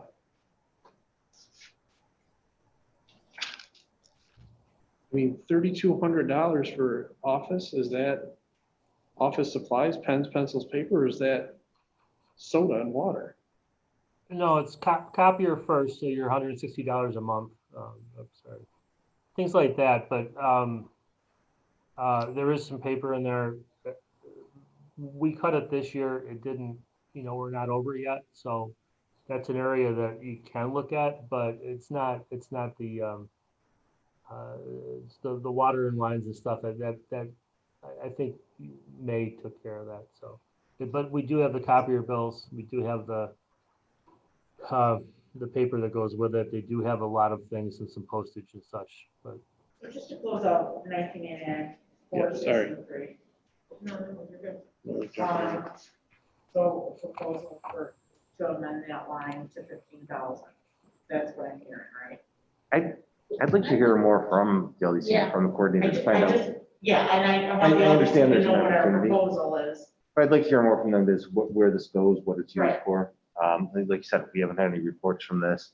I'd like to break it down. I think there's a couple other things that we've talked about that are the same thing, so like for the volunteer departments, stuff like that. Yes. I'd like to have a little more transparency on that. Right. I absolutely. think we should hear more about it, what it's used for, what it's going for, and make that determination.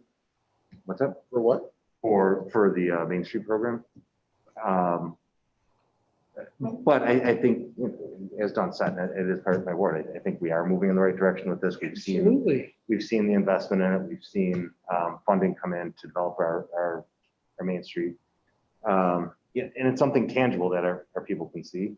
I look at the vest. I think that is something we should fund, but I think there's an opportunity to reach out for funding from the state legislature on something like that too. Whereas I think you're more likely to get that kind of funding on some capital investments into our emergency services than you're going to get for a Main Street program. But to Dave's point, you're hearing feedback from residents about 6.36% tax rate increase. And this So- isn't gonna break that 6.3%. No.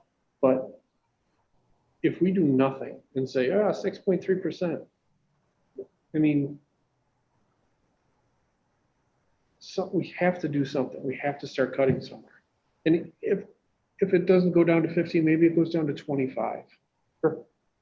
I mean, because it is a vital program, and you can see the results of what's happening downtown because of it. But are we gonna start cutting jobs, or are we gonna start cutting programs? And I have a harder time looking at somebody and saying, I'm sorry, we can't hire you, or you're furloughed again. But we're gonna keep shoving money to more programs that could take maybe a break for a year. That's all I'm asking. Take a break. I don't think any of us want to kill the program. No, not at all. I like going down there just as much as the next person. It's just, Again, I think we're, exploring other opportunities. So John, when does the LDC meet again? Not till next month. That's all. Second Tuesday. you know what? I don't think we need an itemized report. I don't want that. I don't want to have somebody go through that. I'd like to just say, hey, guys, like you said, Can you This do a is what little- we're looking can you for do for with a next little year? less, and how much will that kill you? How much will that? Yes. increase How what you're doing? bad yes, I can reach out to the coordinator and just see if he can possibly put something together. even if it's an email. This is what, like how low can you go? Right. I mean, we're all kind of cutting back a little bit. Is there some opportunity to cut back a little on that and see what we can do with it?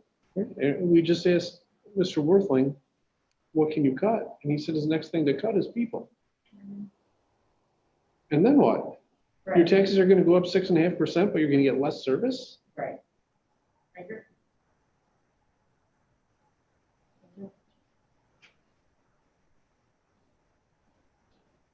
Okay. Then just let us know when you're back. I'll send it out today. Anything else? I know last year we, 1430 on the personnel administration, retirement costs. Where's that? Right. 7, no. Page 6 on the top. So I know last year we cut that to give, to try to balance out the, fire department's overtime to get them to bare bones. Mhm. We should drop to 475 last year. Now we're up to 525 this year. Well, what they did was they took the 23 halves that were going to retire before 2023, calculated their average buyout, which is where that's the sick time and the accrued time that we have to pay off of retirement. That comes out of that line. So they figured they had 20 people that were retiring. They came up with a number of what it would take to pay those 20 people out, divided it by 4 years. It came out to the 500,000 a year. So the fact that we lowered it last year to get back to where we need to be for the 4-year program for the figuring everyone's gonna be gone before 2023. That's why I put the 25 back on. That's surely an area you can look at. But that was the reasoning behind how that worked. Because it was the $2 million cost of losing the 23 employees divided by 4 years, so. And you said that's an opportunity that we can look at? It is, but I mean, at some point, we're gonna pay that out. So pay it now, I mean, because when it goes into that line, when it remains at the end of the year, we move that into a restricted fund balance. So it doesn't go to the general. And then that's there when we finally, if 15 people leave in the last year, it's gonna be a lot more than the 500 so you have to build that fund balance up to get ready. We have a good feeling the people that have healthcare for life are gonna want to leave before the contract changes. It couldn't, maybe it won't happen, but we have to, that's the budgeting theory that Joe used, and I agree with, of why we were doing the 500,000 a year, to get ready for the volume of employees that have to leave before 2023 if they might lose their health insurance for life. So can you take a look at this line and give us a conservative estimate? Well, again, I'm 500 a year for the 4 years was Joe's thought, and I agree with. That's what it's going to cost us for the large number of employees before the next contract. So, I mean, if we reduced it last year, I put it back this year. If we reduce it again this year, it's going to hit before 2023. It's just, do you want it to be accrued for up to that point, or you want it to hit all in 1 year? It's going to be that was the theory behind why they did that. 525 is what it should have been in 2020. Well, 2020 was 5. We figured 4 years at 500,000 would take care of the 23 employees we estimated would leave. So that reduction to 25% is just getting carried over to this balance. So we just spread it over the 4 years and we accrue it into the restricted fund balance. So in the last year, when we lose way too many people, we can't really budget 0, 0, 0 and 2 million. So we went 500,000 each year. That's all. So, I mean, if we reduce it this year, we're gonna pay it out. There's a dollar amount there. So. Well, do you know what our payout was for 2020 as the date, as far as retirements? I really don't have that in front of me. We're still, we're paying a lot of people out right now 2 days at a time. That's going into that line. So, it changes every week, but I'll have a better number. I think I have to go back and put an officer from the beginning of the year in there too. But I have a feeling we're somewhere just on the retirements we've had that we're closer to 3. From what I've seen, but I'll firm that up and have it to you. Again, it's not the ones that retired this year, it's the ones that are gonna retire before 2023. So. Do you have the Google Doc? Yeah, yes. Can we highlight that line and identify it? Yeah. Let's circle back. Hey, Bill, what about 461 in professional services in that same department? What do we use that money for? It's 40,000. I think actually that's kind of where I'm looking at it. I can print you off the detailed billing for 19 and 20.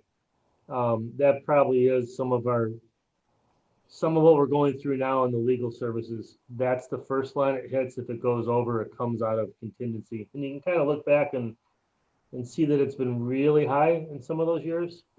And some years it's been okay. I think if we go back to 17, I can probably name a few people there. So that's the first line. So if we go back and look, we probably moved a lot of money over from the contingency line up to catch that. So even though we budgeted in the contingency, it's there for when we need it somewhere else. So that's probably how we balanced out that 2017 blip, and a little bit in 18. And then we made it back a little bit in 19. So this year I have a feeling we're going to be well over the 40. Just from the bills we've seen, I think we're already, well over that. But so that's where the contingency line is going to bounce from the pot of money we had for something going wrong to up to professional services to cover the legal bills for personnel administration. but I'm still learning. So,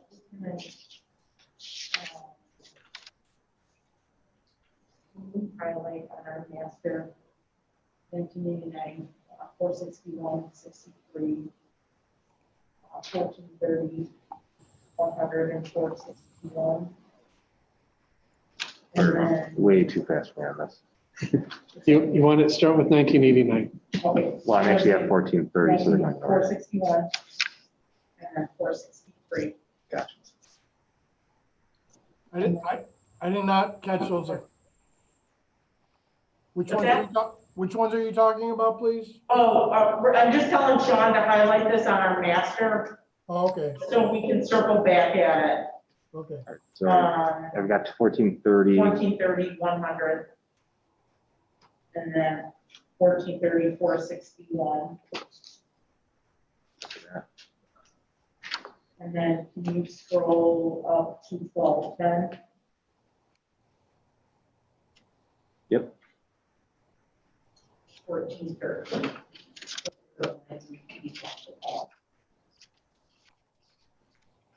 13, you said Uh, 1210, 413. correct. Correct. And then if you also want to go back down to 1989, I got those. You got that one? 462, So this is the last one. Jim is going to pull the contract for us. And so that's it, council.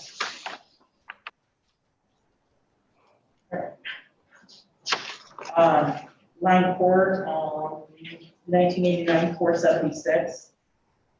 Yep. Highlighted. So there's actually $1,000 in that line for travel for the council president, Okay, I'm sorry, which line?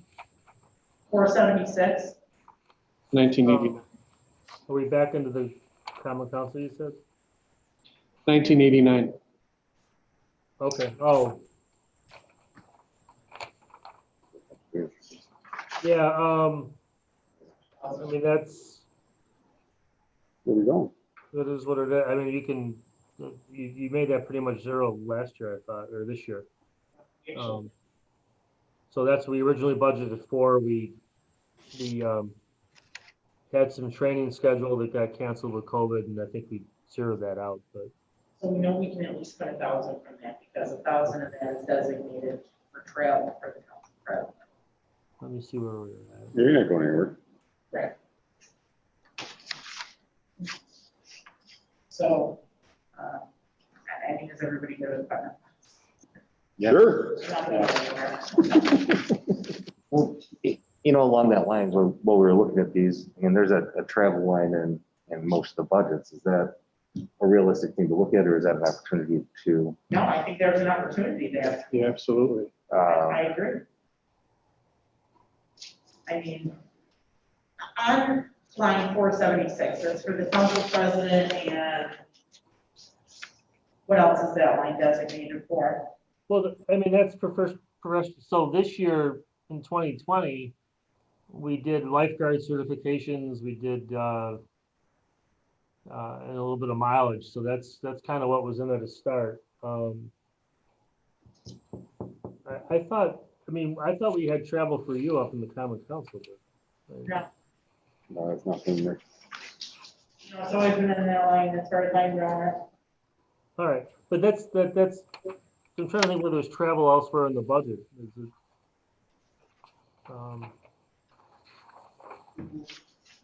1,000 out of 476.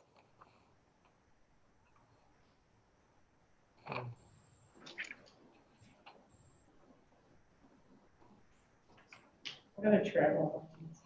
I'm just pulling that up now. I don't think there is. There are. Because there used to be one of the mayors, Yeah. but it's not there. That's under that line. Yeah. 476.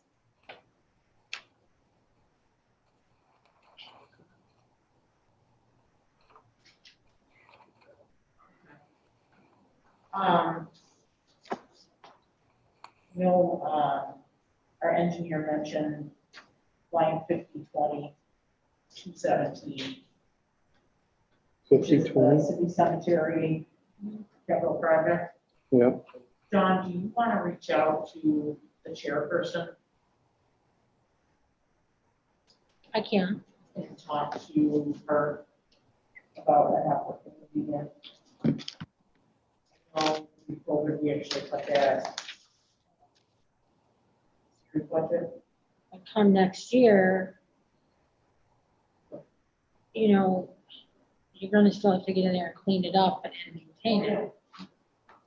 But I know that they give a proposal. I don't know what the cost is. They, okay. It was definitely reduced this year. What's It that? was definitely cut this year. Yes, yes. Yeah. Well, I mean, I believe Did I say maintenance, last year? I'm sorry. Hmm? I said last year, did I say this year? I thought you said this year. I mean, I believe city services cuts the grass anyway up there, don't they? Right. They do. So really what we're talking as far as additional, is just kind of refurbing some of the real troubled spots in there.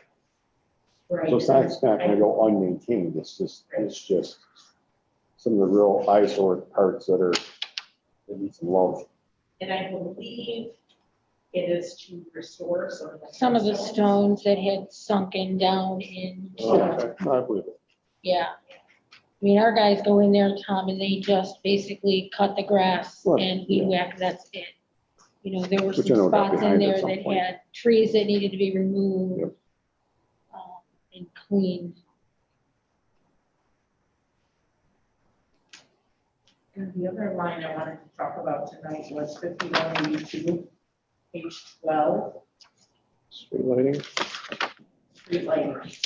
Now, Bill, with the implementation of the LED lights, Okay, will we have an opportunity on this line? I'm kind of in the same boat where I was in 2018. Until we actually sign it and know it's going forward, I hate to cut that and find out that we didn't get it, you know what I mean? I don't know what Corona did to the whole timeline. I haven't really heard, so. December. We're supposed to close in December. Next summer? December. This year. Okay, so we're gonna close, when do they think they're gonna put the lights up? What's that? I mean, when do they think they're actually gonna start the project and we'll change all the funding? I haven't really been kept up to date on any of that, so. We think we're Yeah, gonna so- sign the funding and buy them out in December? So we are scheduled to close, when I say scheduled, but change, close with National Grid in December, that's my understanding. Right, Jason? Help me out, okay. And then after we close with National Grid, we take ownership, right? And then then our NIPO will begin to install the lights. So, Yeah, that work maybe get a little earlier, depending on a temporary use agreement. correct, So the lighting fee that we would still have would be, whatever the full rental charges, since it's still using their pole, we're paying our utility off their pole. The electrical that we'll use for the LED lighting. And then in that big spreadsheet, and I use, I don't know the rest of the accounts, but there's the maintenance charge that are estimated for the new lights, as well as the debt service that we have to pay. okay, The next thing, my recollection was, at least the last full spreadsheet they sent with all the expenses and the savings, I think came out to a net $20,000 savings there for that. And that isn't, that's until the debt service is paid off, then when the debt service is paid off, that savings obviously gets left there. right. But I think there's an opportunity there. Did you say about 30,000, Jason? It was 20, there was also some other stuff that's changed a little bit, like they had that adjustable price that went up. So I probably wouldn't feel comfortable saying full 20 at this point, especially with some of the smart lighting things that we're talking about adding in. But there, I would agree there probably is something that's gonna look off that, maybe half that. Okay, I think if we think we're at that point, I still like to hold off until we actually know that it's done. Then we can use real numbers for next year.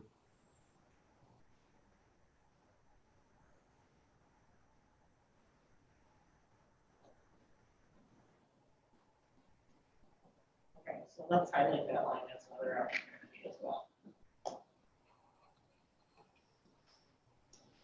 And Bill, do you want to take a closer look at 5182 or 52?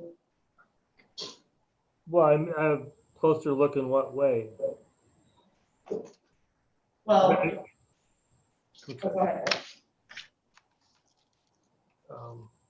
I'd have to find out what the new contract savings, what we estimates are, but I'll talk to Jason in the morning, I guess. Okay.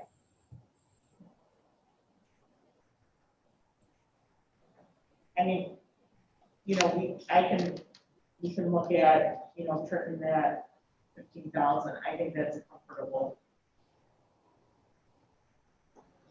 Conservative. What else? We're still nickel and dime and everything. I mean, What? You know, I think we talked about, I mean, if we're looking at everything here, so this is open. You know, you hate to say it, but I think that there's some opportunity in Parks and Rec. In Parks and Rec, you know, we've talked about the senior center. A lot of this is help unknown. I mean, they're $46,000 to maintain and pay somebody for that option. You know, even in little things like postage, arts and crafts, some of these things that should have been carried over from last year, the salary, the cost of electric, gas, water, and for a building that's been closed. I think that there's some interest in it. I think that's something we should pursue. I think there's opportunity to cut some there if there is some interest in that. Could be something that gets transferred over at the beginning of next year. Well, I was gonna bring this up the next meeting, but I can bring it up tonight. I'd like to propose forming a committee made up of seniors from our community, council person, to look into and aggressively pursue opportunities Absolutely. for their building. But I wouldn't want to do so without the feedback from the seniors in our community. So, like, have them. Yeah, they should be part of that decision making. Absolutely. And I think they should be. I think there should be an opportunity and look into other options as to where. Because maybe they have something in mind that we're not thinking of. Absolutely. So, I mean, just keep it on the front burner, but I'm gonna bring it up again at our next meeting. Proposing a committee made up of, you know, residents and council, committee and drafting the mission. But, you know, I think there are so many unknowns with this budget that who knows what. Sure. We don't know, so we say it every year, we're thinking about, you know, January and October, and who knows what's gonna happen next week. So there's just a lot of variables, and I get where everybody's coming from for pulling notes here. So, Well, and I guess to that point, because I think there are other opportunities, there's some things there. I think with, you know, a reasonable cut, kind of put that back into the budget, I think that also incentivizes a committee to find something within a better means. I'm with you. I mean, even if we're looking at 6 months, I mean, on the best side, we're looking at 3 or 4 months before we're even going to consider something to use it for that. I mean, even if you're cutting 25% of that across the board to be able to accommodate that, to be able to put that back into the budget. And again, you're talking about office supplies and paper for 1,000 here, 1,000 there. You know, you don't want to be frivolous with that stuff, but those are also smaller numbers. That's, and Joe had always said, that's pencils and paper is not going to get you down to a substantial amount. and I think if COVID has taught us many things, we don't have a lot of reflections, but, I mean, we are now Zoom or virtual, where, where the COVID we weren't. So I think there are opportunities maybe in the office line where, we can explore Absolutely. becoming more virtual, promoting our app, promoting, paying online, those services, where maybe we don't necessarily want to be thinking about that. It's pretty helpful. Absolutely. And again, to your point, a reduction of that incentivizes you to find other means rather than printing it out on paper. And that is the solution. Right. Right. What else?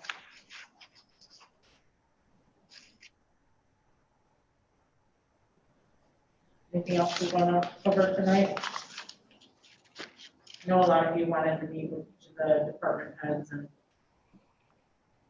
accept that, do an assessment on based on those conversations, and then you go on another plans over on the budget, but those that's October 1st on at this, and I appreciate you guys coming out every Tuesday with the department heads, and these are tough conversations we're having, and we've all been respectful. We've done a great job. So, November 3rd is our public hearing, and then we'll get to adopt a budget with amendments or adopt the mayor's proposed budget by November 17th. So, if we want to digest everything we've got in front of us and reevaluate at the public hearing on the 3rd, and then determine if we're going to meet on the 10th, and then I know we want to be open with the department head, so if there are any potential reductions, we want to give them enough time to prepare and plan for those. Is everybody good with that? Yep. Absolutely. Yes. And with that said, I'll make a motion. Is anything else? I mean, I won't get put on so fast. Just kidding.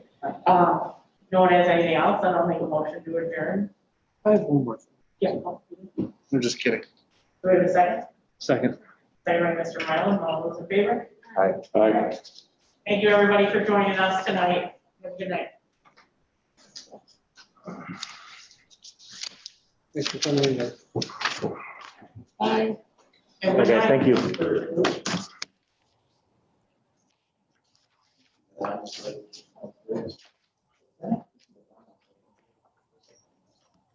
Oh, okay.